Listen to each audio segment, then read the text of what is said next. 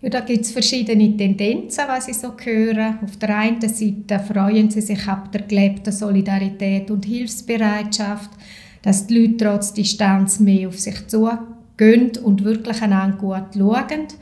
Und auf der anderen Seite fühlen sie sich natürlich auch ein bisschen ausgegrenzt und isoliert. Ich habe so Sätze gehört wie «Gestern bin ich noch eine aktive Seniorin und heute bin ich alt».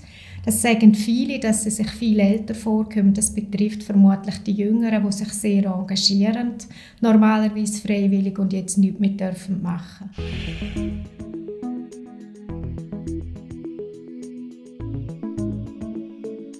Also einkaufen oder in die Apotheke oder auf die Post gehen, das sollte man wirklich sich helfen lassen und machen lassen von Leuten, die sehr bereit sind, das auch zu machen. Aber ein Spaziergang in der Natur, um den Kopf durchlüften und die gute Laune behalten, das ist erlaubt. Einfach mit Distanz zu den anderen.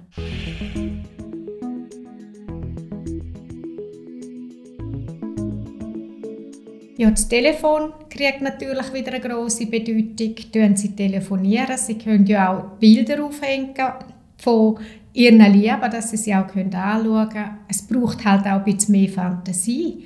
Vielleicht ein Plauder von Balkon zu Balkon oder ein Schwatz auf dem Gang, immer mit genügend Distanz oder über die Strasse. Und vielleicht ist auch gerade Zeit, um etwas Neues zu lernen, nämlich Skypen oder FaceTime nutzen auf dem Nattel.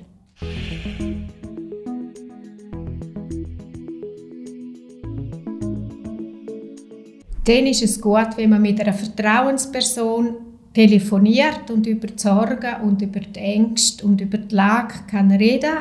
Und wenn das nicht möglich ist, gibt es ja Telefonnummer 143, die dargebotene Hand. Dort ist immer jemand am Draht, hört zu und gibt auch Antworten.